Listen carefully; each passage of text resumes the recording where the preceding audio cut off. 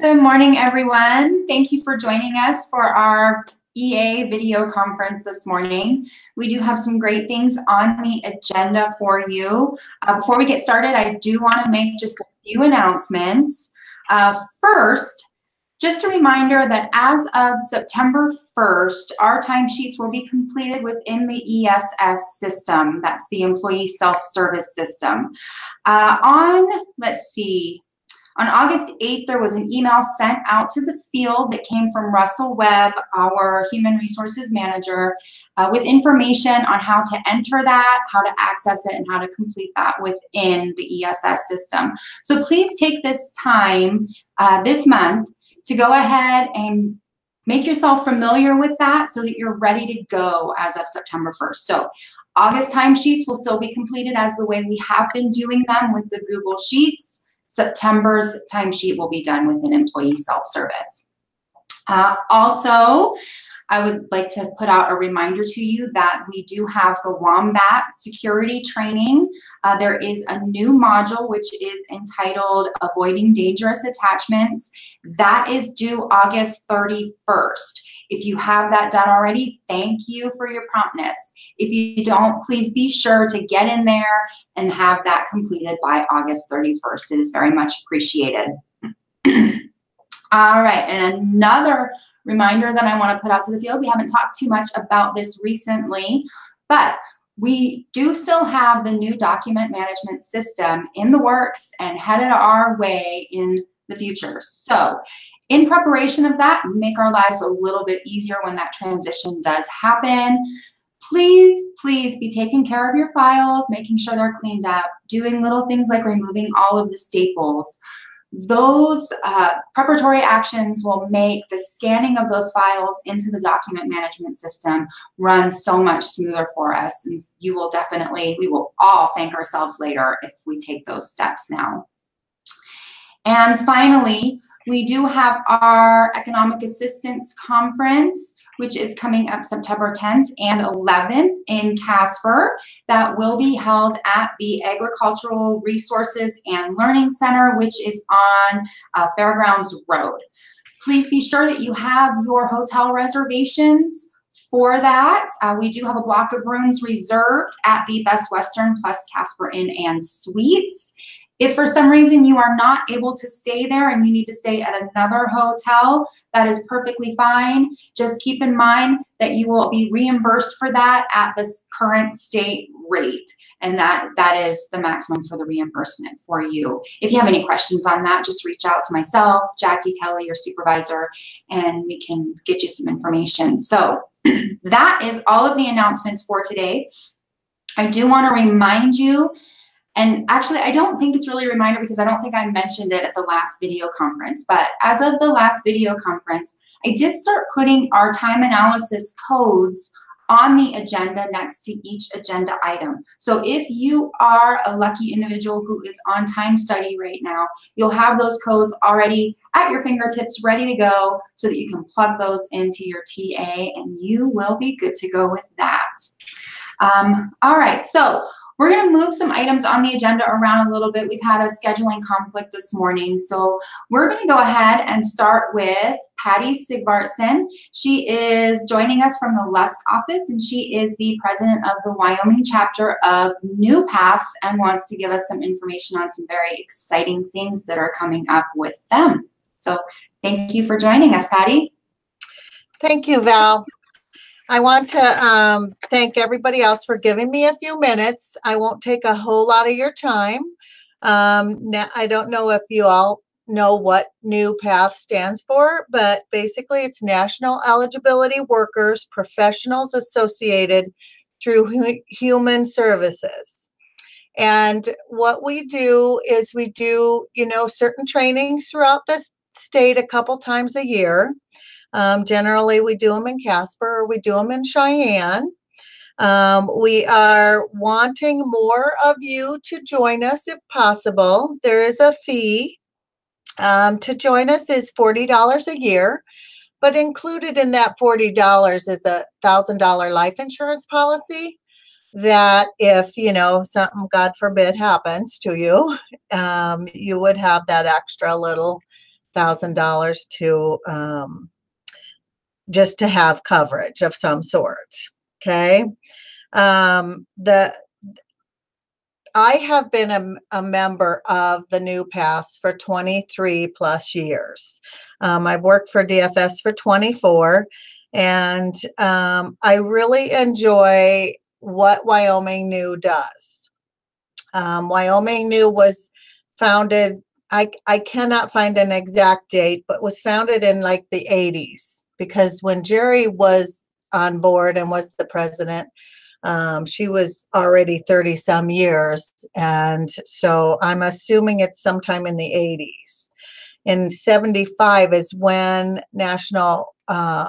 when New started in Virginia, basically to help the professionals organizations to kind of, put them together and express their positions as to what issues and promote professionalism in the state. So that's what Wyoming New is trying to do. We're trying to make it so you can join us. We can put on some trainings. We can discuss basically our jobs. And when we attend the national conferences, it is so nice to know what every other state does. Our state does not do the same as some of the others. So that's the one good thing about the national conferences that we have once a year. This year, the reason I'm talking to you guys is to let you know that we're trying to do some fundraising to raise some money so we can send people to the national conferences each year. And during our EA conference on the 10th of September, and I don't know if you all received the little poster that I had sent out, but we're going to do a dinner theater the night of the 10th. Over on CY Avenue. The Casper Theater Company is going to present Death by Chocolate. We will be having a dinner included, of course, and I haven't decided on the exact chocolate dessert yet, but we're going to do something around the actual chocolate, Death by Chocolate. I can't even think of the wording I'm trying to say, but anyways, we're going to work around the chocolate dessert. So I will be doing the cooking. So if anybody has, an issue on that, let me know. I don't know the exacts on what we're going to have, but we're going to try and do like either lasagna or like enchiladas or something in that field, or a couple different things, for your dinner during that. It will cost $35 a ticket, but it will be, I'm hoping it's going to be the best dinner theater we've ever attended. Okay. Casper Theater is putting it on just for us. So I need at least 40 of you, if possible, to attend the night of the 10th. And if you're interested, please get a hold of me or any of the board members. I sent a New Paths board that shows all of us board members at this time. If you can get a hold of us just to let us know if you want to go, that would be perfect. And then if you need to send the money in early, go for it. I'm not sure. I haven't got the specifics on when the money is due, but the sooner we get an amount of people or know how many are going, the better. Because if we can't get at least 40 people, we need to, search on the outside to try to get more to come, because we have to have at least 40 to make it work for us, fundraising wise. Okay. I will send out more information as it gets closer to let everybody know. Our treasurer is Kathy Hyatt, and if you want to send her money, that's perfect. I will have all the tickets with me, and I can send them to you if you would like. I'm trying to think of what else at this time. if you want more information on what New Paths does, please let me know and I will send you some info on it. Other than that, hope to see you at our fundraiser on September 10th. Thanks, everybody. Thank you, Patty. I think that sounds like a very fun event. So hopefully we get enough people that want to sign up for that. I hope so. Definitely. All right. So now I want to take a few minutes and introduce you to our Human Resource Manager, Russell Webb, and give him a minute to talk with you. Thanks for joining us. Hi, thanks. As Val said, I'm Russ Webb. I'm not new to HR. I'm not new to the state, but I am new to DFS. I've been here since April. Prior to that, I worked at A&I in their HRD division. And prior to that, I was with DWS with labor standards and workers' comp. So I've been with the state for a while. I really enjoy working in HR. I think it's a great, we have a lot of different opportunities to work with different people and a lot of different resources and tools to help everybody else do their job. That's kind of my philosophy of HR is our job is to make sure everybody else can do their job. So that's kind of fun for me. Are there specifics you want to know, Val? Anything you want me to touch on? I guess just if there are any human resource related questions, how would individuals go about contacting HR? Who would they talk to? And that kind of stuff. Sure. So most of HR is split into two different categories, the benefits and the social side. And for the benefits, we've recently just hired Tammy Testerman. I think most everybody knows Tammy. But Sarah moved out of HR to fiscal. And then Tammy was promoted into HR and she is assigned to the benefits side. So you can either contact myself or Tammy, or we have an HR email, dfs-hr@wyo.gov. So you can email all of your questions to that email box. We check it regularly throughout the day, every day. And anything from questions about leave to FMLA documents or anything like that can go to either one of those three places, straight to Tammy, to me, or to that email. Don't be afraid to pick up the phone and call us. We love talking to people. That's how we got to where we are. Let's see. So that's the best way to get a hold of us is through that email probably, or just calling. I don't know. Does anybody else have any questions right now? We're trying to keep things simple. We have a lot of stuff changing. The new timesheet system is coming out, which will go live. You have access to it right now, but it goes live for use on September 1st. So starting September 1, any hours worked will be tracked in that new system. So right now is a good time just to get in there and play with it and get familiar with the functions and what it looks like.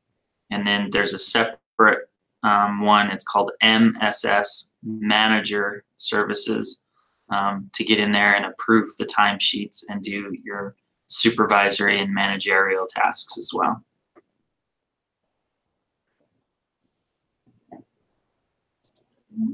Perfect. I haven't seen any questions come through to my email or instant message. If you do have questions that come up after the conference, please forward those on. You can either send them to me or you can contact the Human Resource Department directly through the means that were just spoken of and through that email. Hey, Valerie, this is Jackie. I actually have a question for Russ. Russ, in the new ESS system with the timesheets, will supervisors be able to check the balances of their staff's leave? Yep, that'll be part of that. The manager link, that MSS, You can check leave balances. It should show vacation, sick leave, comp time, admin leave, and FMLA balances. So you That's can great, because that's one of the things I know that we bug you guys a lot about. So that's perfect. Yeah, that should all be available there for you. Cool. I will check it out. Thank you. Yep. Do we have any other questions for Russ at this time?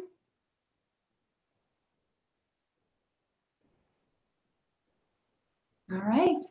People don't like HR, and that's okay. We're going to change that. Good plan. I like that. All right. Well, thank you so much for joining us. We appreciate it. And welcome to DFS. Thanks. All right. So next on our agenda is we'll have Jackie Erb talk with us regarding integrity and conflict of interest. Hello, everyone. I'm in Sheridan with Jill Kessel today, so I am stuck in the corner. So that is why I'm in an odd office. So anyways, before I talk about integrity and conflicts of interest, I did want to mention that Russ has really been great to work with in the few months that he has been on board with us. He is a lot more accessible than we have had in the past with HR, and he is very down to earth. So if you guys do have a need to talk with him, he's really been a great resource to vet things with and just to really get a good opinion on things. So if you ever need to reach out to him, don't hesitate. So I am going to talk today about integrity and conflicts of interest. What I'm going to start with is that when we do our 3 site policy trainings later this year in September and October, each one of you is going to be signing a conflict of interest form. And basically what that form is going to say when you sign it is that you're not going to work a case or touch cases where there is a conflict of interest. So really what we need to reinforce is that you should not be working a family member's case. You should not be working a case of a coworker in your office, your neighbor, your ex-boyfriend, any case where you have to say to yourself, should I be working this case? The answer is no. No, you should not be working that case. So if you get an application in and you recognize right away that there's a conflict, you need to go to your supervisor and we will move that case either to another worker or another office, because we don't ever want to put you guys in a situation where you're faced with that. A lot of times Kelly and I will actually just move a case completely out of an office, especially if someone who works in an office, in one of our offices, applies for benefits. We just automatically ship that case to another office. That way no one's put in an uncomfortable situation. So we've had some instances of this lately.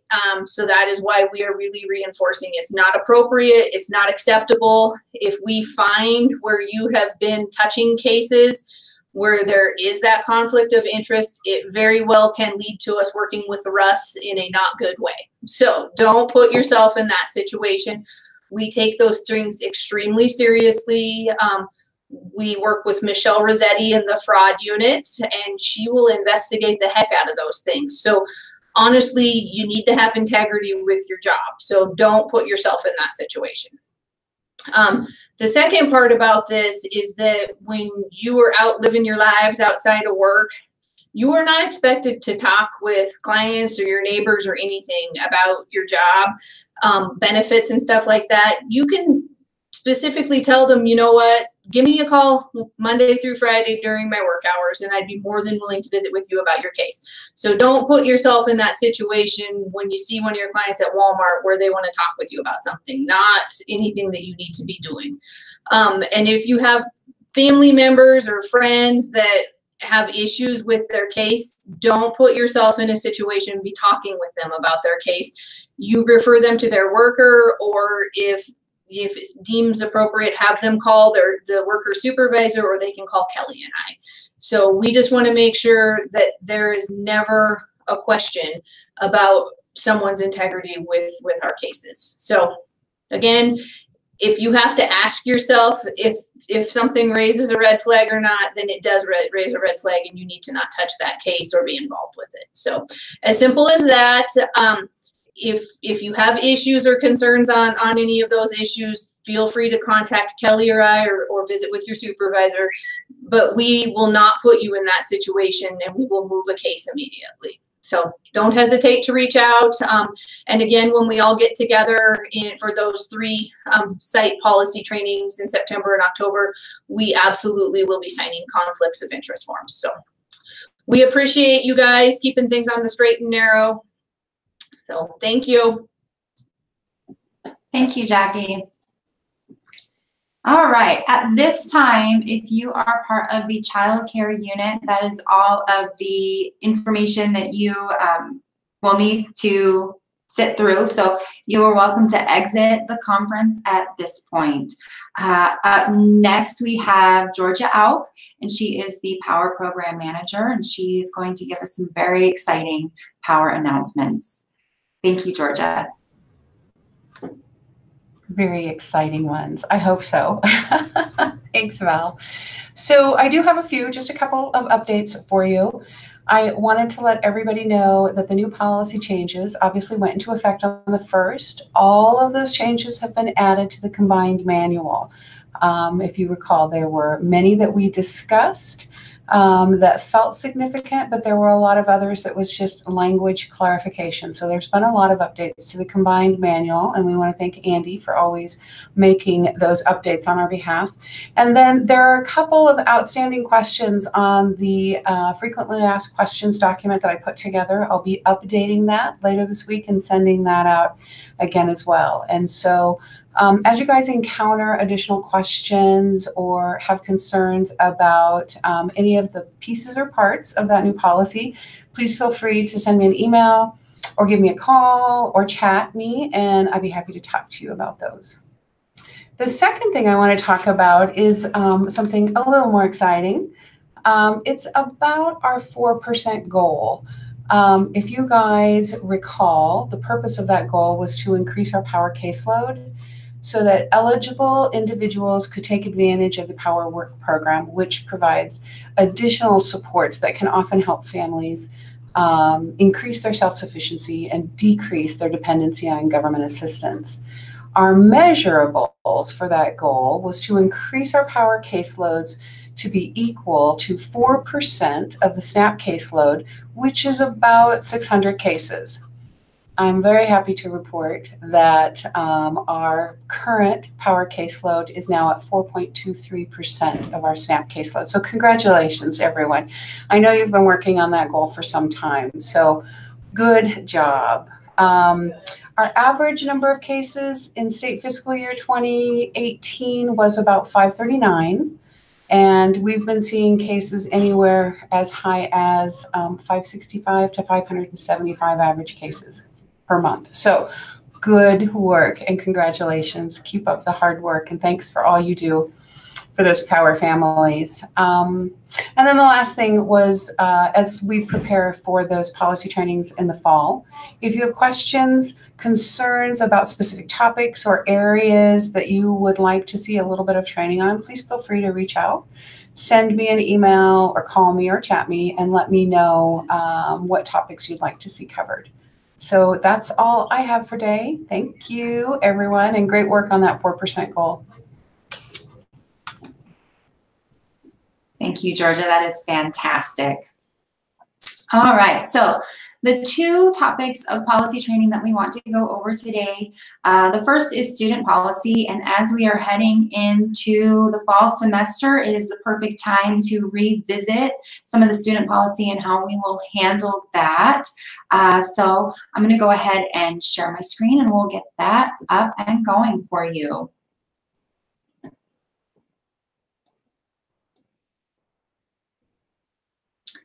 All right, so student policy is discussed in the combined manual, section 505, and I do very much hope that everyone has been using their manual, keeping it up on their desktop, and really getting very practiced at navigating that manual, using the search engine, all those things that we discussed when we went over the combined manual training with everyone in the field recently. Because the more you're using it, the better you'll get at it, the quicker you'll be able to find the information that you need and to continue on with processing those applications. So starting off with student policy, the first thing we need to know is what exactly do we consider a student? And for our purposes, the definition of a student, which you will find in the glossary of that combined manual, is an individual aged 18 through 49 who is physically or mentally fit and enrolled at least half-time in an institution of higher education. When we're talking about at least half-time, we are talking about a minimum of 6 credit hours per semester. And I'm aware that there are some higher education programs in the area that don't necessarily follow fall and spring semesters. There are some online colleges where it's just they don't quite do the credit hours per regular semester. You can take as many classes as you want as long as you get through those. So when we're looking at that, we're talking about the equivalent of the 6 credit hours per semester. Another thing to keep in mind is a lot of our institutions of higher education also offer GED classes for individuals who need to pursue that equivalency certificate. I don't think that it's really called the GED anymore. It's an equivalency certificate. But if an individual is participating in the equivalency certificate classes, we're not going to apply student criteria to them until they have finished that, and then they're entering into the higher education classes. All right, so what do we consider an institution of higher education? For SNAP purposes, that would be a college or university offering degree programs, technical trade, or vocational school, which requires a high school diploma or equivalent for enrollment. That is why we're not going to apply the student criteria to someone who is pursuing that equivalency certificate. We're going to wait until they're done with that, and then they're actually taking a degree program, a technical or trade program, or entering a vocational school for those higher education classes. All right. So when we're looking at enrollment, continuing on with just kind of breaking down these terms, which makes it a little easier to apply the policy to it once we know exactly what those terms mean. Enrollment status is considered, a student would be deemed to be enrolled, and that does continue through vacations unless the student does not register for the next normal school term. Again, we're looking at fall and spring semesters. Summer is not considered a normal school term. So if someone is enrolled in the fall and they finish up fall semester and they have enrolled in the spring semester, they would still be considered a student through the summer, since that is not a normal school term. They would be considered enrolled. If they do not intend to return, I guess I got those backwards. I got the spring and fall backwards, pardon me. If they intend to return after summer break, they're not going to return in the fall. They're not enrolled, they're taking a break from school. At that point during summer, we would not consider them a student because they have not enrolled in the next normal school term. They're not intending to return. So hopefully I didn't just confuse that by having those backwards in my brain. All right, so now that we know what we consider a student, what we consider an institution of higher education, and what we consider enrolled, let's take a look at breaking down that student eligibility and how an individual who is enrolled at least half-time would potentially be eligible to participate in the SNAP program. So student eligibility criteria is broken down into 4 categories. So 4 different ways that they could meet that eligibility. It might be through employment, it might be through work study, it might be through an approved training program, or through having dependent children. So we're going to look at each one of these individually. Starting with employment. A student who's enrolled at least half-time would need to be working a minimum of 20 hours per week or 80 hours per month. And we do average that out. So if they're working 30 hours one week and 10 the next, if it averages out to be that 80 hours per month, they would have met the student eligibility criteria through their employment.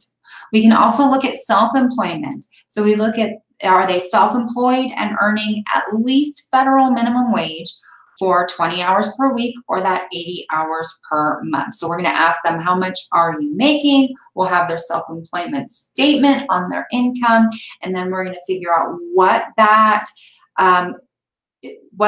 equals when we break it down to the minimum wage at this point, which is $7.25 an hour. So, and then, okay, at that minimum wage rate, are they working the 20 hours a week or 80 hours per month? The next potential category for eligibility would be work study. They would need to be participating in a state or federally financed work study program during the regular school year. Students must be approved for work study at the time of application. They must be approved for the school term, and they must anticipate working during that time. All of that would be verified through the school. We do have, there is a question on the DFS 111 financial aid form that asks if they are participating in a work study program. So that would be where we would start with verifying that, and then of course ask all of those other questions. You know, is this for the full school term? You know, what are the specifics of this work study program? And are they actually working during that time? All right. The next category would be training. So that would be receiving power or tribal TANF payments. They could be also participating in on-the-job training through the Workforce Innovation and Opportunity Act, or WIOA, or the Trade Adjustment Agreement, the TAA. They could also be assigned to an educational program through the Workforce Innovation and Opportunity Act, or through the SNAP Employment and Training, or other state or local employment training programs. So these are all going to require that we do a very thorough interview, that we're asking all of the appropriate questions during that interview about their activities outside of school. Are they working? Are they participating in Power or TANF? Are they working with WIOA or TAA or SNAP ENT? All of those things. It starts with that interview, how important that interview is, and that we're asking all the right questions and really taking the time to dig a little deeper into the situation that way, and then determining how we're going to verify that information. And finally, the last category for student eligibility would be through dependent children. So caring for a dependent child. If we have a two-parent caretaker household, it would be a child under the age of 6. If we have a single parent caretaker household, a child under the age of 12. So if an individual is a student at least half-time in an institution of higher education, if they're not working, if they're not participating in work study, if they are not participating in one of those approved training programs, our next question is, do they have a dependent child that they are caring for? And then are they under 6 or under 12, depending on if it's a single or two-parent caretaker household. The other option is between the ages of 6 and 12, when there is not adequate childcare available for the student to meet employment, self-employment, or work study criteria. Again, that's really, you need to have that conversation during the interview and get down to really what their situation is and how that applies to them, and then go from there with that. All right, so those are the 4 categories for a student of higher education to potentially be eligible for SNAP. And the reason I say potentially eligible is, of course, they still have to meet income, assets, all of those things. But those 4 categories are what we're looking at to determine if they are an ineligible student or an eligible student. If it is determined that they are an ineligible student, they are not meeting any of those 4 categories, we're going to code that individual as OU on the SEPA screen. We're not going to deny the entire case simply because the PI is an ineligible student, unless it's a household of one and there's nobody else in that household. But if there are other individuals in that assistance unit who are on the application, we're going to continue looking at the remainder of that assistance unit. We will simply code that ineligible student as OU. And that tells EPICS how to treat that individual, how to treat their income, their assets, and all those things by making sure we have the correct coding on SEPA. If you have questions about including or excluding individuals, you can check that out at Combined Manual Section 507. All right, so we've looked at the categories, the 4 potential categories for student eligibility, and it's determined that someone is, in fact, an eligible student. Now we're going to look at their income and assets. How do we treat their income and assets, and are they treated differently based on their student status? The first thing we want to do is request a DFS 111 Student Financial Assistance Verification Worksheet from the institution of higher education that they are attending. So this is the updated DFS 111 form. This is what you will give to the client. You're going to have the EPICS case number, their social security number, the period of intent. The period of intent is the semester that they're in, if that's the spring semester, fall semester, or summer semester if they are attending classes in the summer. The student name, student signature, your name as the benefit specialist, your phone number in case they have any questions and they need to contact you. And then right here, you're going to put the name of the institution of higher education, the school that they are attending. The school will fill out the rest of it. You will fill in the return this form to, put your fax number, your mailing address, your email address. That way the school can get that back to you in the most convenient way for them, and then they will fill out the remainder of this. You'll see in the center, this please check required information. There is the student does not receive any form of financial aid box. Fantastic. We don't have to worry about anything as far as income goes beyond that. It'll also verify if student is full-time or half-time. And then, are they participating in an equivalency certification program, yes or no? And remember, if they're participating in the equivalency certification program, we're not going to apply student criteria to them. Other important information to look at, is this financial assistance awarded for educational purposes only, yes or no? And is the student participating in a state or federally financed work-study program, yes or no? So that's going to tell us if we're going to be looking at their financial aid income as potential income, or if it's going to be completely exempted. If it's awarded for educational purposes only, and this yes box is checked, we know that that income is exempted as far as income is concerned, and we just need to narrate that very well, document it really, really well within the narrative.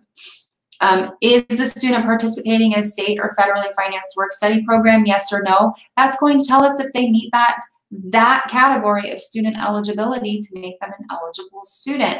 And then we can follow up on what that work-study program is from there. All right, so what is exempted for an eligible student? Any education, loans, grants, and scholarships when they are earmarked for educational purposes only, we're going to exempt that. Any educational loans, grants, and scholarships for a period of 6 months when earmarked for educational purposes only, and they're commingled with non-exempted funds. This happens a lot.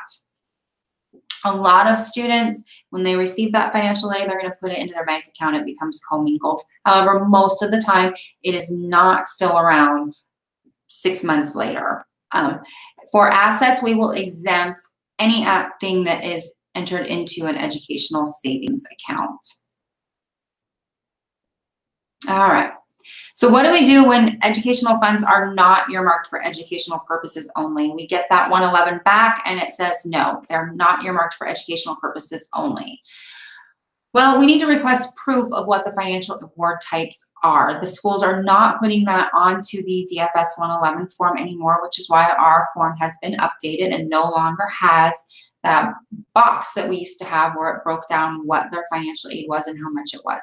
They cannot release that information to us. So we need to request that from the client themselves, and they will get us the information on how much their financial aid award amount is and what types of awards those are. Once we have that, you want to get your handy dandy little calculator out, and we're just going to crunch some numbers. So you'll take the total combined award amount. You're going to deduct tuition, books, and mandatory fees. That would be things like lab fees. Deduct from that also supplies and equipment that are required. Any miscellaneous personal items, things like backpacks and that type of thing that they would need. Also, dependent care, if they have out-of-pocket dependent care expenses in order to attend class. And then any additional documented expenses such as transportation for school. That's going to leave us at the end with our countable educational income. So what do we do with that? I'm going to just take a look. I hear some instant messages coming through.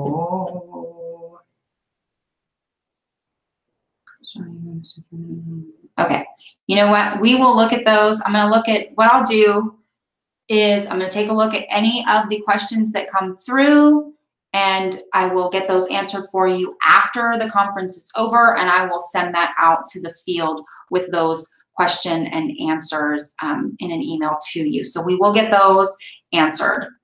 Just hang tight. Okay, so what do we do with the countable educational income? Countable educational income will be prorated over a period of intent, and countable educational income is excluded from assets for the same period of intent. Period of intent, again, is the semester that we are looking at, the fall, the spring semester. Those are generally 5 months. All right. If you have any questions about that calculation and how to get there, please let me know and we will walk through that and go through that again. So we're going to deduct all of those allowable expenses which were listed in this previous screen. That's going to give us our countable educational income. If that remainder is, say, $1,000, we're going to divide that by the 5 months of that semester, and that will give us our monthly countable income. All right, so we do have some programs around the state that have brought up some questions as to whether or not they would be considered an institution of higher education, and how do we handle that? One is Job Corps. We do have Job Corps here in Fremont County. And so how do we look at students who are attending Job Corps? Well, students who attend Job Corps can either be residing on campus or they may be still residing at home. So that's one of the first questions you need to ask. Are you residing on campus or are you an off-campus student who goes to classes? Students who reside on campus are already provided with 3 meals per day. That in and of itself makes them ineligible for SNAP benefits. They're provided with those 3 meals a day as part of their educational program. For students who reside off campus, you want to contact the school to determine if the student is currently participating in their equivalency certificate program or one of their higher education programs, because Job Corps does have both. And a lot of students start out there with their equivalency certificate program and then move into their higher education, the trade programs or higher education programs. So it's going to require a little bit more collateral contact and kind of sleuthing to figure out what their situation is and what their situation at the school is. What program are they attending? Are they on campus? Are they off campus? How does this work? All right, another one is cosmetology school, and that's one that we see questions on pretty often. Cosmetology school does meet the higher education criteria, so participants are considered students and would need to meet one of those 4 student eligibility criteria of work, study, training, or dependence. And the other one that we see around here a lot too is boarding school. And students who are attending boarding school, they're out of the home, they're not eligible because they're not really included in that SNAP assistance unit. So those are just the ones that we see most often with questions on whether or not that would be considered higher education. So hopefully that answers those. All right, so I want to go over some of the frequently asked questions. One of the things that I absolutely love about our combined manual is that in each policy section, we try to add some frequently asked questions at the bottom. So please don't just stop at the policy at the top of the page. Scroll on down to the frequently asked questions, because you might find a situation there that really fits what your application and assistance unit situation is and kind of helps to clarify how that federal policy is going to apply to your case. So the frequently asked questions are fantastic. Please definitely utilize those. And these frequently asked questions that are within this training come directly from that. So first, do students who teach school 20 hours a week as part of the teacher training curriculum meet the student eligibility criteria? The answer to that is no. Work performed without pay as part of a curriculum requirement does not meet the work requirement for student eligibility. Only work performed for pay meets that requirement. So that is just part of their curriculum. They're not being paid. That would not meet that work criteria requirement of the 20 hours a week or 80 hours per month. Okay. A household consists of a father, a mother, and their 5-year-old and 3-year-old children. The father and mother are both students, and they each spend time caring for the children. In the morning, the mother cares for the 3-year-old while her husband attends classes. The 5-year-old is in kindergarten in the morning. In the afternoon, the father cares for both children while the mother goes to school. Can both parents be eligible students based on the dependent criteria?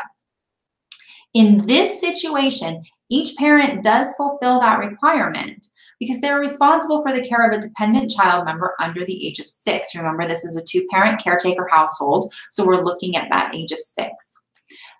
The regulation does not state how long a student must be responsible for the care of the child.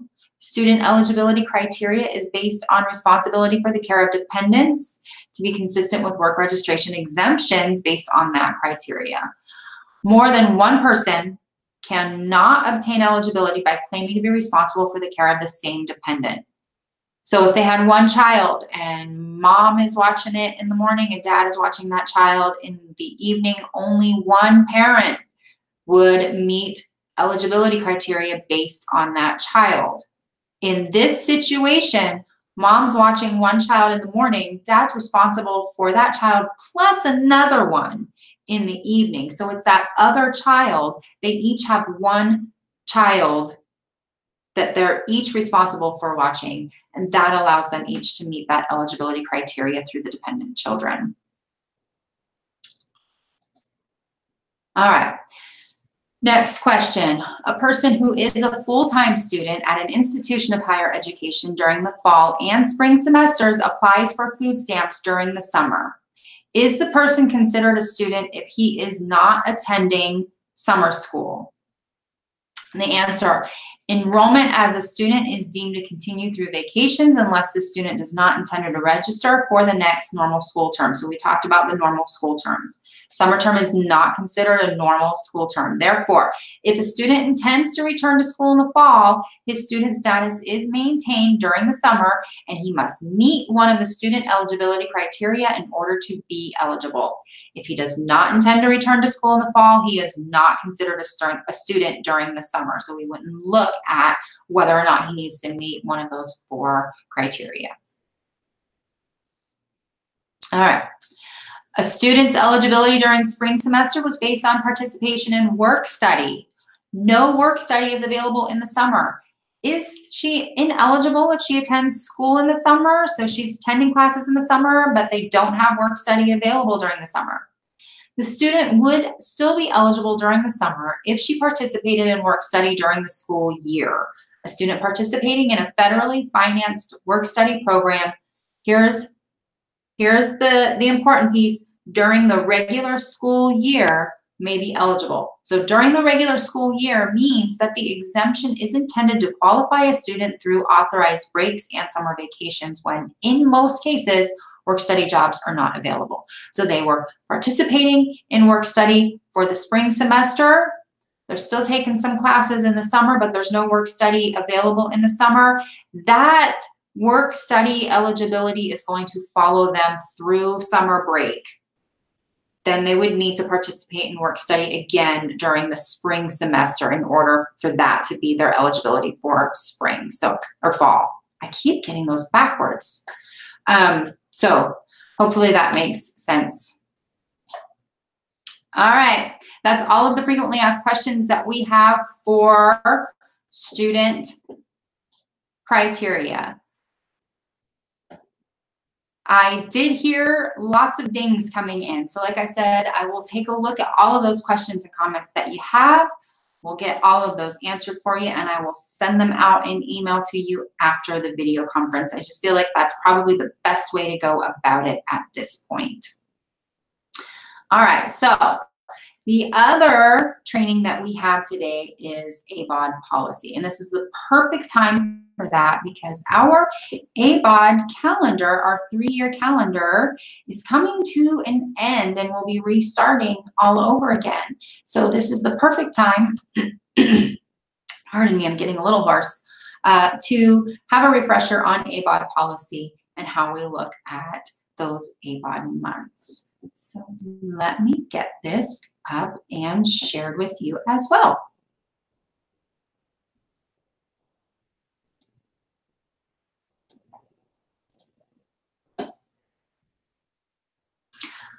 Okay, so ABAWDs. These are our able-bodied adults without dependents.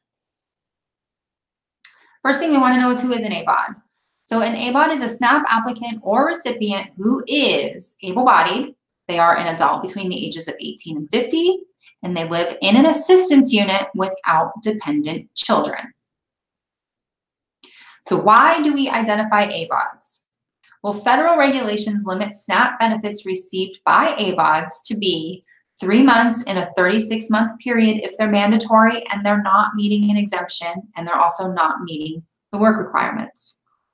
Also 3 consecutive extended months if they're mandatory, if they've met the work requirements, but they're no longer meeting the work requirements, or 2 unlimited months if they are meeting the work requirements. So we're going to talk about the work requirements, we're going to talk about mandatory, and we're going to talk about those 3 consecutive extended months and how that all works. All right, so Wyoming follows a set 36-month calendar, and this is very handy for us. It means that we don't have to go in and find out when each individual received their very first ABAWD month and then count 36 months from there, which is how we used to do it, and it was pretty confusing. So having the set 36-month calendar means everybody participates in the same 36 months, no matter when their ABAWD months start and stop. So our current calendar began October 1st, 2015, and is preparing to end on September 30th, 2018, which means beginning October 1st, 2018, the ABAWD slate will be wiped clean and the 36-month calendar will start over. So you know what else that means? Right now, if we have somebody come in and September is their first ABAWD month in our current October 15 to September 30th, 2018 calendar, they're going to receive September as their first ABAWD month. They could then have the next calendar's first ABAWD month be October, their second November, and their third December, which means that individual would receive 4 consecutive ABAWD months in a row, because we're talking about 2 different 36-month calendars within that. If we have somebody who has started in July, so July was their first, August is their second, September is their third, they're going to start all over again with that clean slate as of October. So they could have October, November, and December as their first, second, and third months in our new 36-month calendar when it begins. That individual could potentially receive 6 consecutive ABAWD months because we're talking about 2 different calendars. So keep that in mind as we're heading into this change.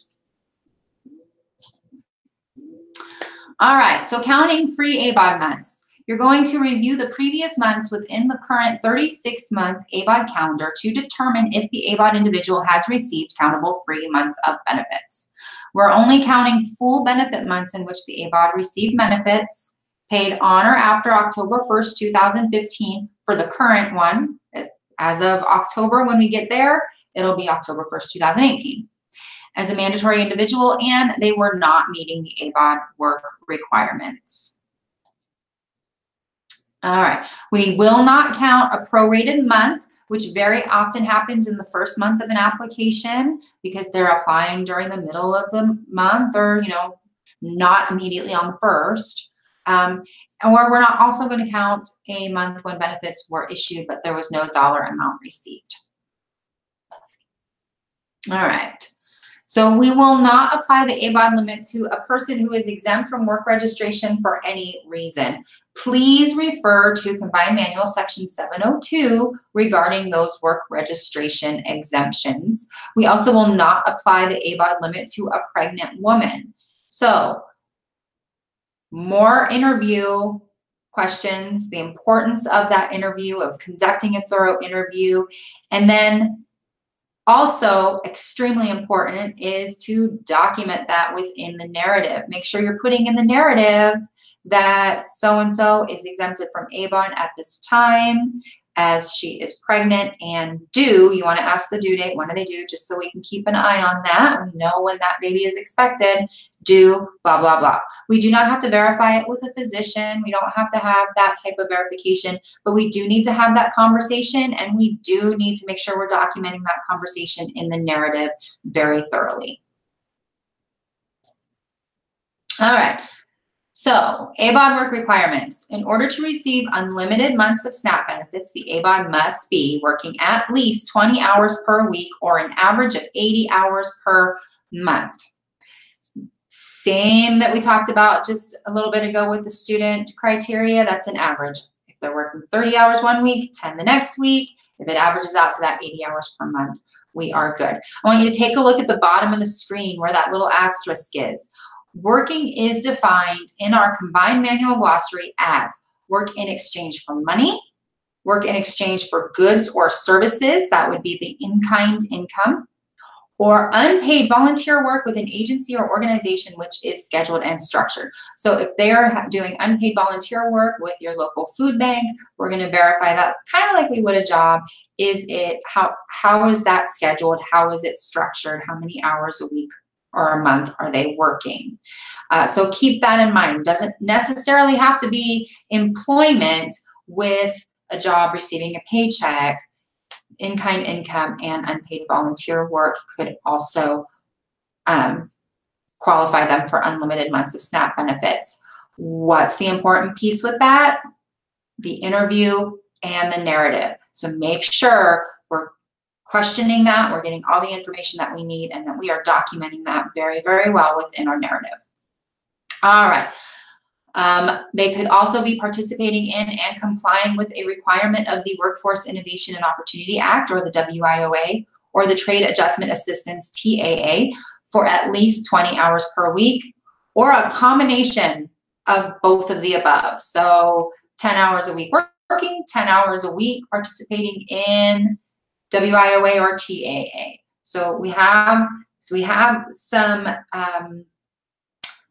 different options that we can look at to see if they meet that work requirement through any of these, which conduct that interview and document it in the narrative.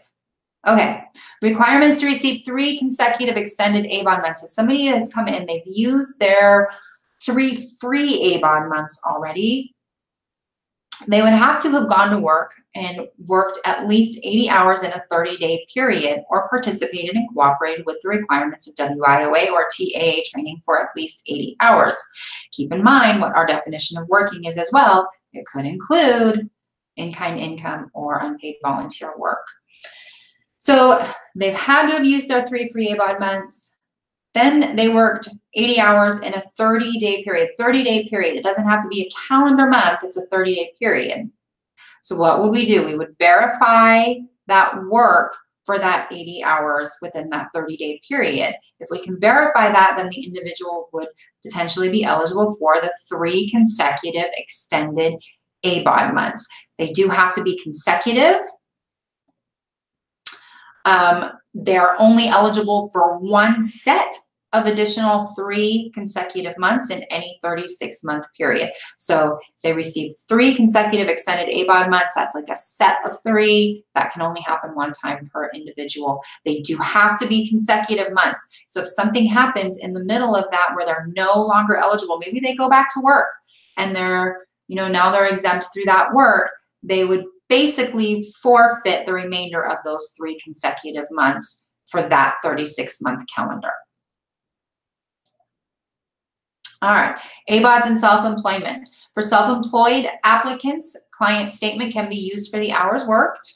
So again, with that interview and how important it is, they need to be asked how many hours they are working per week when we have self-employment income.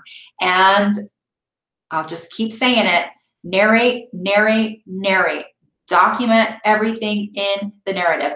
I was talking to a worker earlier, I think it was maybe last week, and she said, your brain does not go with that file. And this is something that they use in their office, and I really liked that. Your brain does not go with that file. You have to take the information that you have out of your brain and put it into that narrative, because that's the only way it's going to go with the file. So make sure that you are relaying that information from your brain into that file via that narrative. All right, so how do we identify and track ABAWDs? We have several ways of doing that. One is through the WARWA screen, one is through the ABTR or ABAWD tracking screen, and one is through RAVE. So we're going to take a look at those. All right, the WARWA screen in EPICS, that's the work registration screen. That records our registration and ABAWD status for each individual in a SNAP assistance unit. This is a screenshot example of that. So we know, like, the work registration, everything under, where's my little pointer? There we go.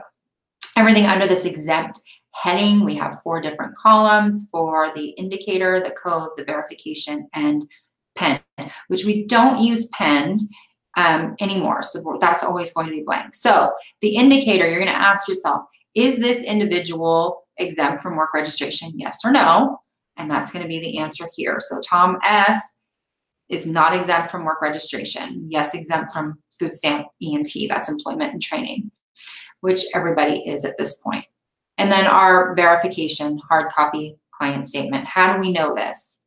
And then our food stamp work registration date, that's the date that they bring us back their DFS 301. So that's all work registration related. All right, ABAWD related. We have our ABAWD heading here. We have 4 columns under these as well. We'll start with the yes or no column. That question that you're asking yourself, is this individual an able-bodied adult without dependents? Yes or no? We're going to put that there. Our next one is, do they meet an exemption from ABAWD? Yes or no? And then, are we counting this? How are we counting this month for them? That's going to be F if it's a countable free month, or N if it's not countable, if they meet an exemption, so it's not countable. Or if they're not ABAWD, it would not be countable. We put an N there. And then the X for countable extended ABAWD months. All right, so some examples of how we kind of work through those questions in our mind in order to put that information into WARWA accurately. First, John is an ABAWD who is applying for SNAP benefits on February 9th. He does not currently meet an exemption and is not meeting work requirements. So February, he's applied, that's a partial month's benefit. So we're gonna ask ourselves, in February, is John an ABAWD? Yes, he is. So we're gonna put a Y there. Does he meet an exemption for February? No, he does not meet an exemption. So no, he's not exempted. Are we counting this as one of his free or extended ABAWD months? We are not. The reason we're not is because it is a partial month benefit. So that's going to be a no. It's not a countable month. Then we're going to roll on over to the next month. For March, is John ABAWD? Yes, he is. Does he meet an exemption for that? No, he's still not meeting an exemption. And how are we counting this month for him? Now, because it's a full month benefit, He is ABAWD. He's not exempted. We're going to count that as one of his free ABAWD months. So we're going to put an F there for free. Next example. Mary is an ABAWD who is applying for SNAP benefits on February 12th. She is currently meeting work requirements by working at least 20 hours per week or an average of 80 hours per month. So coding for her is going to be, is Mary an ABAWD? Yes. Is Mary exempted? Is she meeting an exemption for ABAWD? Yes, she is, because she's currently working 20 hours a week or 80 hours per month. So yes, she's exempted. And then how are we counting those months for her? We are not counting them as ABAWD free months or ABAWD extended months because she meets an exemption. Next example, Spencer is an ABAWD who is applying for SNAP benefits on February 7th. He has already used his 3 free ABAWD months and has since worked at least 80 hours in a 30-day period. He is currently no longer meeting an exemption or the work requirements. Spencer is now eligible for 3 extended ABAWD months. How do we put that into WARWA? So February, he's applied on February 7th, so that is going to be a partial benefit month. So we're going to look at this and we're going to say, is Spencer an ABAWD? Yes, he is. Does he meet an exemption at this point? No, he does not. Are we counting this month? How are we counting it? Well, because it's a partial benefit month, we're not counting it as free or extended. We're not counting it because it's partial. Then we're going to roll on over to his full month. Is Spencer an ABAWD? Yes, he is. Does he meet an exemption? No, he does not. And how are we counting this month? It's going to be his extended ABAWD month. And that's going to continue for that certification period. All right.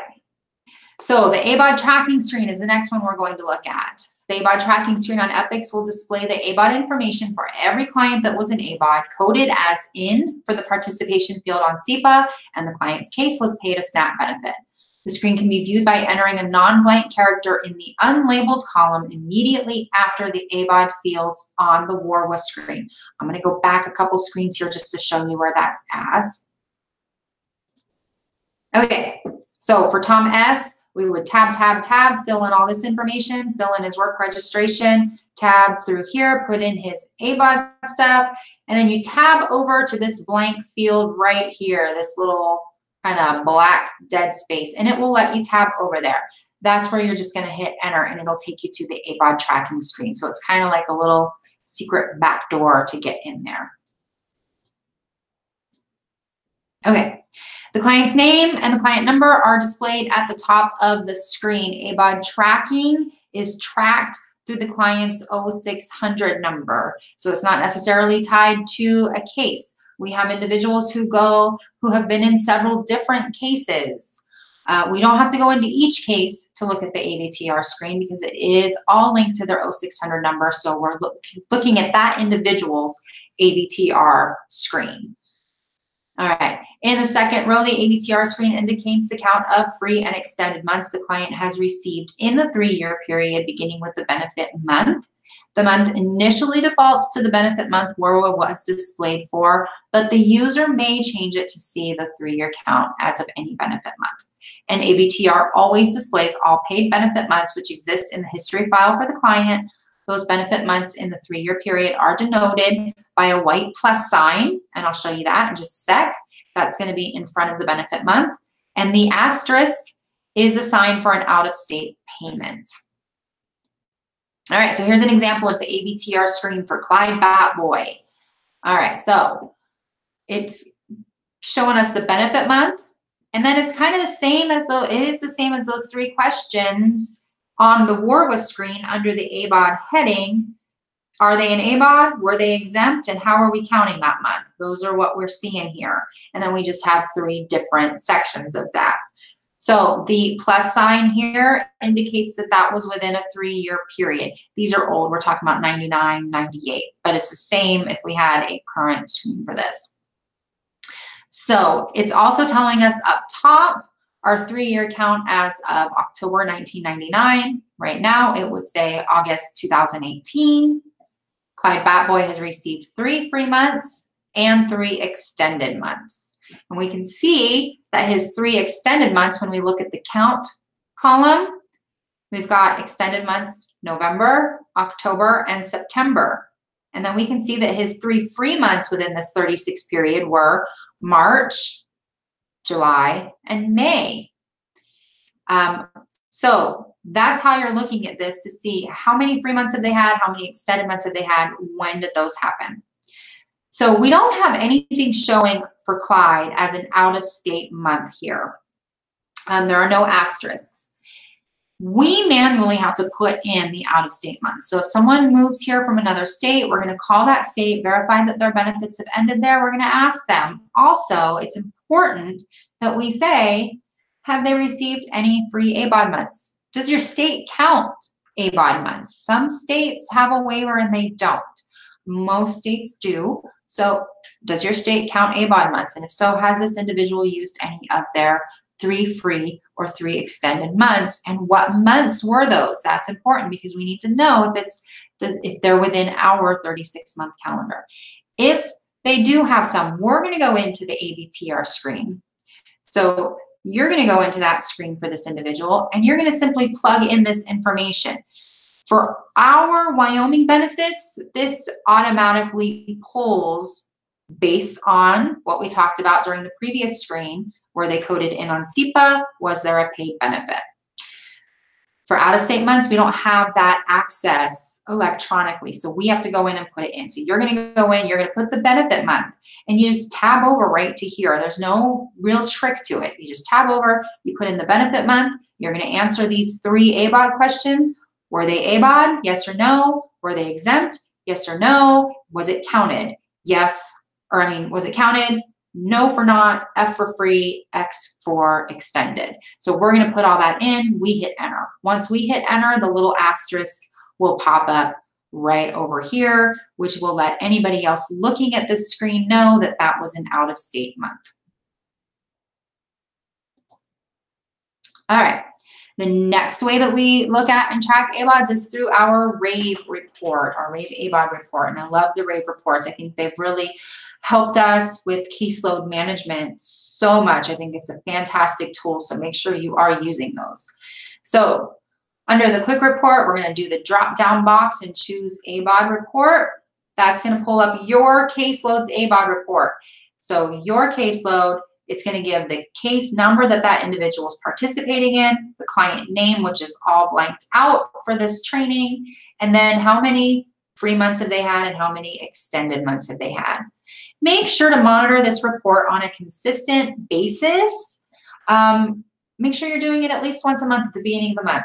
Mark that in your calendar as part of your caseload management that you're going to take this time on this date to look at your RAVE ABAWD report. You're going to look at every ABAWD that you have on your caseload. Make sure that they have not received more than their 3 free or 3 extended months. Also see if they're entering the 2nd month where you may need to send the F313 and 314 notices. We're going to talk about that in just a second as well. So definitely use this RAVE report to your benefit to help manage your caseload and keep track of your ABAWDs.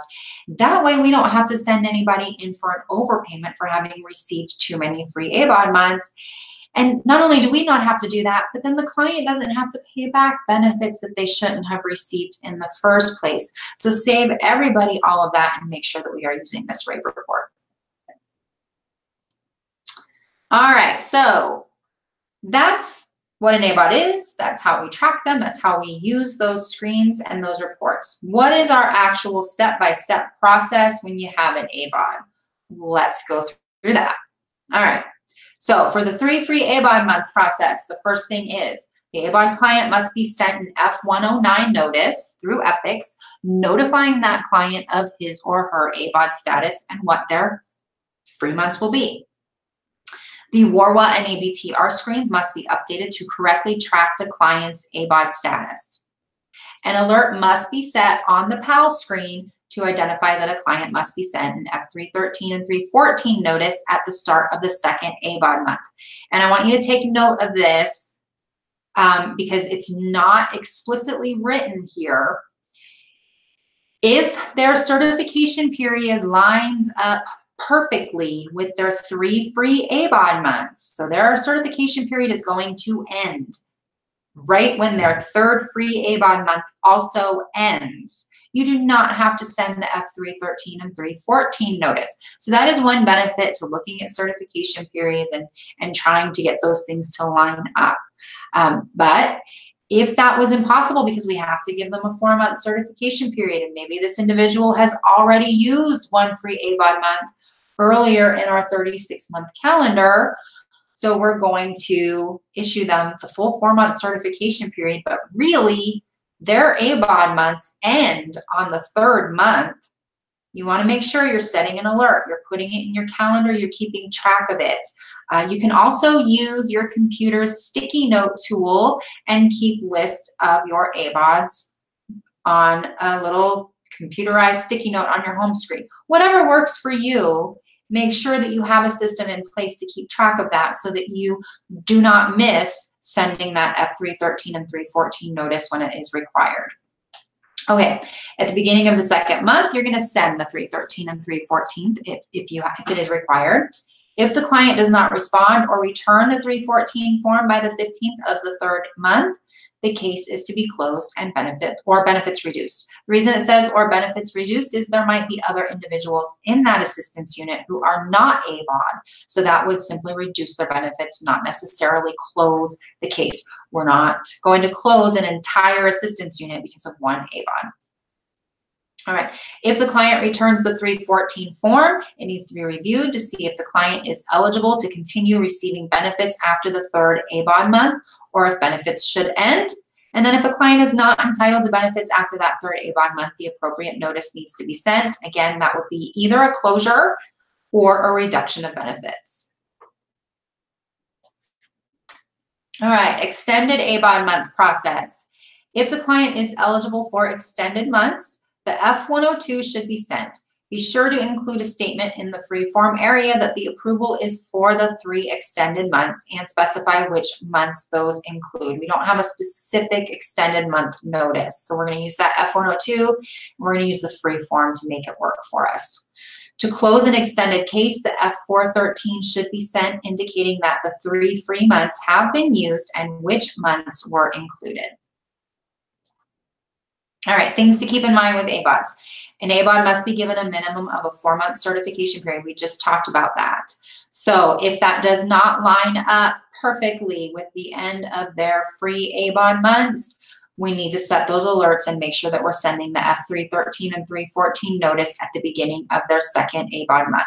And then depending on if and how a client responds to those, the benefits will either end at the end of the 3rd ABAWD month, be reduced, or maybe extended. All right, and a few other ABAWD reminders. Narrative. The case narrative is essential on ABAWD cases so that it can be determined who is an ABAWD and what actions have been taken. You want to make sure you are listing all assistance unit members who are ABAWD in that narrative. You want to document if they meet an exemption and include why or why they do not. List all previously used free ABAWD months in the current 36-month period, and then state the projected free ABAWD months that will be used. And reporting responsibilities. Under simplified reporting, the reporting requirements specific to an ABAWD are if an assistance unit contains an ABAWD who is working and his or her hours decrease to less than 20 hours per week on average, this must be reported by the 10th day of the following month. Clients are not required to report other changes in ABAWD status. So make sure you're going over those reporting responsibilities very well with your client in the interview and letting them know if their hours do decrease below that 20 hours a week or 80 hours a month, that they do need to report that to us. All right, so some reporting responsibility examples. Client applied for benefits on April 3rd, is not subject to ABAWD time limits due to a child under the age of 18 residing in the home. However, on May 17th, the child leaves the home, but this is not reported. In September, the client submits an application for recertification and this information becomes known. Client's free ABAWD months are June, July, and August. Client was not required to report the change. Therefore, an overpayment does not exist for September. Next, client applied for benefits on April 3rd and is not subject to ABAWD time limits due to working at least 20 hours per week or 80 hours per month. On May 17th, the ABAWD loses his or her employment, but this is not reported. In September, the client submits an application for recertification and this information becomes known. Client's free ABAWD months are June, July, and August. Client was required to report the change, therefore an overpayment does exist for September. All right, some frequently asked questions. If we have a client who comes to Wyoming, do we need to check to see if they used ABAWD months in another state? Yes, we do. You will need to contact the state the client came from to verify if they used ABAWD months there or not. When those ABAWD months were, did they have an exemption? Was it a free month, a countable month? We need to know all that information so that we can update our ABTR screen, and also then we know if they're eligible for any more ABAWD months here in Wyoming. Months do transfer from state to state. So if they've used all 3 of their free ABAWD months or all 3 of their extended consecutive months in another state during the 36-month calendar, they would not be eligible for any more ABAWD or free extended months here in Wyoming. All right, next question. If you have 2 separate assistance units that live in the same house, but they purchase and prepare separately, one assistance unit contains only ABAWDs and the other has children in it, are both assistance units exempt from the ABAWD criteria? This is that difference between household and assistance unit. So no, only the assistance unit with the children in it is eligible. The other would be an ABAWD household. So just because they live under the same roof doesn't mean that that exemption transfers from assistance unit to assistance unit, because we can have 2 assistance units in one household. It would have to be a child in their actual assistance unit. So on their application, receiving benefits with them. All right. If a client reapplies after receiving their 3 free ABAWD months, do they need to be given an interview or can they just be denied? Yes, they need to be given an interview. We need to know if maybe they meet an exemption or maybe they're eligible for extended months. All of that information comes out in the interview. So we need to schedule them with an interview and we need to process that application just like we would anyone else. Next question. If there is an ABAWD in the assistance unit, are all adults exempt from ABAWD, even if they aren't related?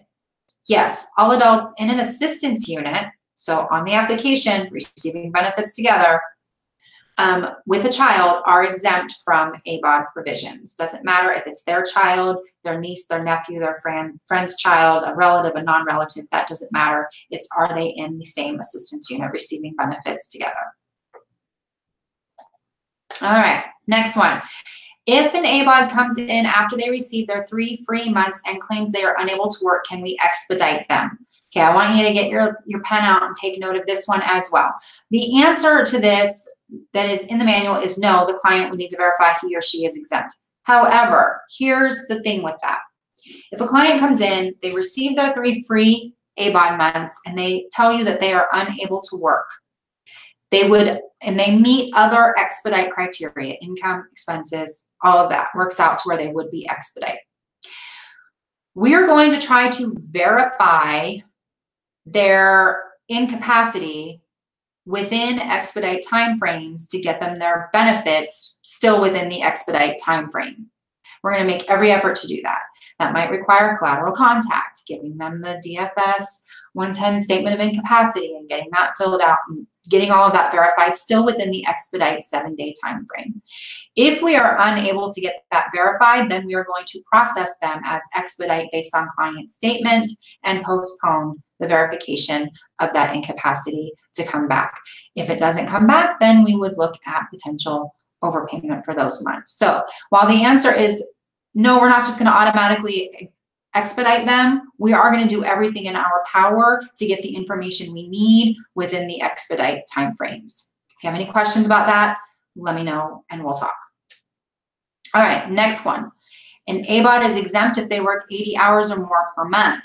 What do we define as working? We mentioned this a little earlier. Working is defined as work in exchange for money, work in exchange for goods or services, which would be the in-kind work, or unpaid volunteer work with an agency or organization, which is scheduled and structured.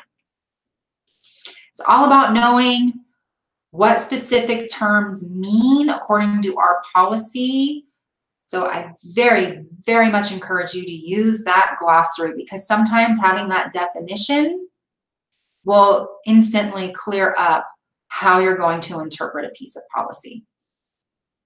All right, next question. If an ABAWD becomes exempt in the middle of a month, can we change their ABAWD status as of the beginning of that month?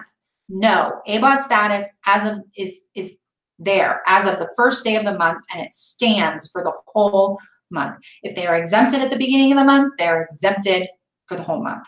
If they are not exempted and it is a countable ABAWD month on the first and they go to work later, it's going to be a countable free ABAWD month for the whole month, because status as of the first day of that month stands for that whole month. And I know I've seen a lot of questions come through on that one, which is why I kind of spent a little extra time on it. All right, next one. What do you do if a client turns in the F314 after his or her case has closed and it indicates that the client is now meeting one of the ABAWD exemptions? Answer to that is, if a client turns this form in after benefits have ended, then the client will need to reapply. If a client turns the form in before the benefits have ended, then a worker will need to act on the form. Next one. Does a client still get to receive all 3 of their extended months of benefits if they go over income during the first month? And the answer is, if a client reports that his or her income has increased, you need to act on this. And if the household is no longer eligible, then the case is to be closed and the client will not get all 3 of the extended months. Please note that 10 days must be given for adverse action and that extended months must all run consecutively. Next question, if you have a case where you can either close the case for using all 3 ABAWD months, or it can auto close for end of a certification period, which should you do? You should let the case auto close, and then it will not be put into the QC pool for negative cases. So it's one of those, if we cannot touch it, don't touch it. If it's going to auto close, let it auto close. Don't go in and force close it. It's another reason that if their end of the certification period lines up with the end of their 3 free ABAWD months, that we're not going to worry about sending the F313 or 314 notices, because the more you get into it, the more error prone that case is. So we're going to let it just auto close. All right, next. If a client has a dependent child that lives with them part of the time but is included in another SNAP case, are they exempt from the ABAWD provision? And you know, the answer on this is yes, but now that I am looking at it, I think we had clarification on this that was a little different, because this is the way it was in policy and then it changed. So I'm going to add this one to the questions that you guys have sent me and send them out to you, because I want to double check that. And it literally just hit me as I went to the slide now. So I'm going to double check that one and give you that answer later. All right, moving on to the next question. If you have a 19-year-old in high school, is he or she an ABAWD? The answer to that is yes, they are an ABAWD. However, because they're attending school, they are exempt. Now, also get your little pen and paper out and check, because if you printed this earlier, I had a conversation first thing this morning that made me change the wording on this a little, because it was worded, no, they're exempt from ABAWD. But the truth of the matter is they are an able-bodied adult without dependents. They're between 18, they're over 18, they don't have children. But because they're attending school, that's what makes them exempt. So when we're looking at putting the information into WARWA, and that first question is, are they an ABAWD? The answer would be yes. Are they exempt? The answer would be yes, because they're exempt. Are we counting that month? No, because they're exempt. So it made me change the way this was worded just to make sure that lines up with that WARWA screen a little bit better. So take note of that if yours says something different. And then if you have questions on that, reference manual section 707, 706, and then 702. I hear the ding coming through for the instant messages. I'll add that one too as well. All right, next question. If a client has applied for SSI, is he or she an ABAWD? The answer is no. A client who provides proof that he or she has applied for SSI is not an ABAWD. If a client is denied SSI and is in the appeal stage, then he or she would not be exempt based on that appeal. So it only applies to SSI, that's supplemental security income. It does not apply to those who have applied for Social Security disability, Social Security, widows, survivors, all the other types of Social Security benefits, just the supplemental security income. So that's going to require that very thorough interview, some follow-up on that, maybe even some collateral contact, calling Social Security to see, hey, is it SSI that they've applied for? What is the status of their application? Has it been denied? Is it now in appeals, or is this still at the very beginning determination? So don't ever be afraid to pick up that phone and call other agencies and make that collateral contact to get the information that you need, and then document that very well within the narrative, the number you called, who you spoke to, and what their answers were. All right, next question. Does it need to be narrated that you have asked the client who has exhausted his or her 3 ABAWD months if they have worked 80 hours in a 30-day period to see if he or she may qualify for extended benefits? Yes, it does need to be narrated. And yes, you need to be asking that in the interview. If we have someone who has used all 3 of their free ABAWD months, our next question should be, have you worked 80 hours in a 30-day period since then? And then we're going to take a look at potentially them being eligible for the extended months. All right. And ESY-4 should always be checked at new application or recertification as well. Pay attention to all those little tools that we have to see if they're giving you red flags and hints. So if you're doing your pre-interview checks and you see that ESY-4 shows somebody has worked and you know that that person was previously in ABAWD, again, that's going to be another red flag to remind you, oh, hey, I need to ask if they've worked that 80 hours in a 30-day period to see if they're eligible for the extended months. All right. That is the end of the ABAWD training. So, like I said, and I'll get this out to you shortly. I'm going to get off of here and start working on all those questions that I heard coming through. I could hear the little dings of my instant message popping up as we went through. So I will get right on getting that together, and I will get those answered for you, and I will send those out to the field. If anything else comes up, let me know. Just really, aside from, all of the very important ABAWD stuff, please keep in mind that our 36-month calendar is getting ready to change as of October 1st. And that could mean that somebody will receive more than 3 consecutive free months because we're talking about 2 different 36-month calendars. All right. Well, thank you everybody for joining us today. Like I said, the TA, the time analysis, time study codes are on your agenda, so that should make it pretty easy for you if you are on time study right now. And I appreciate your time this morning. We're still getting you out of here a little bit early so you can move on with your day. So thank you. Have a great day, and I will talk to all of you soon.